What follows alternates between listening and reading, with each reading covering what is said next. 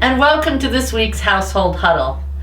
Okay, now before we jump into this week's story, let's take a minute to remember the 4 steps in a household huddle. Do you remember what they are? Breathe, share, reflect, and thank. Okay, so where do we begin? That's right, we breathe. So let's take a deep breath together. Okay, and after we breathe, what do we do then? That's right, we share. Okay, well, today's story comes from the Gospel of John. Now, a gospel is a book about Jesus' life. So what do you think? Is the Gospel of John in the Old Testament or in the New Testament? Yes, it's in the New Testament, because it's in the New Testament that we hear all about Jesus. Well, in the Gospel of John, Jesus talks to his disciples, and he says, "Friends, this is my commandment, that you love one another as I have loved you." Then he says, "I tell you this so that my joy may be in you and your joy may be complete." Okay, now first we need to figure out what a commandment is. Do you have any ideas? Yep, it's kind of like following a rule or something that someone tells you to do. So Jesus says, "Friends, this is my commandment," or "This is what I want you to do. Love one another as I have loved you." That sounds like a good idea, doesn't it? To love one another and to be kind and nice to everyone.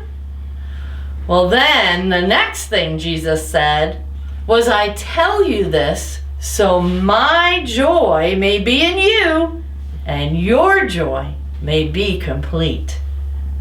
Okay, so do you know what joy is? It's kind of like being happy, right? It's like you're smiling on the inside.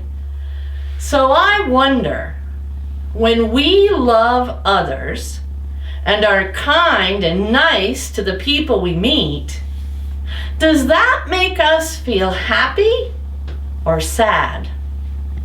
Yes, loving others fills us with joy and makes us feel happy.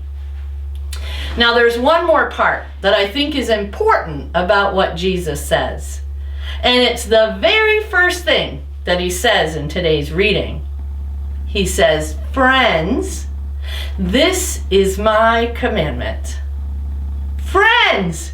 Jesus calls us his friends. Did you ever know that you are Jesus' friend? I think that's pretty cool. Let's think about our friends for just a minute. Do you like your friends? I know I do. Do you trust your friends? And are you nice to your friends? Well, then I guess that's now how Jesus feels about us too. That's why Jesus wants us to love others just like he loves us. Like the whole world is a big circle of friends. How does that sound? Pretty good, huh? Okay, so after we breathe and we share, what comes next? That's right, we reflect. When we reflect, we think about the story. So you might want to talk to your huddle about a few things. When you think of the word commandment, what does it make you think of?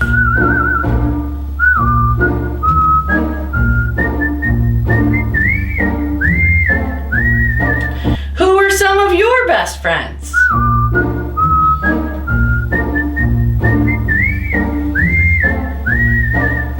And what's something that fills you with joy? Super job, everyone. Okay, so if you're looking to do an activity with your household huddle, maybe you can make a circle of friends. All you need is a piece of paper, some scissors, and some crayons or markers. I like to fold my paper in half first because that gives me more friends. Then fold the paper like an accordion or a fan. Next, draw a picture of a person. Just make sure that their arms reach all the way out to the sides of the paper. Cut out the person and make sure you cut through all the layers at the same time. Then color in the circle of friends. Make sure you include Jesus. Then pull the ends together to make a circle of friends. I like to make my friends reaching out to share God's love with the whole world. Okay, what's the last step in a household huddle? That's right, thank. Well, in honor of Mother's Day, I'd like to thank all the moms out there that are part of our household huddles. I hope you know how amazing you are. Thanks to all of you for joining us this week. I hope you enjoy your household huddles this week. And remember, household huddle can happen anytime and anywhere, so just be creative.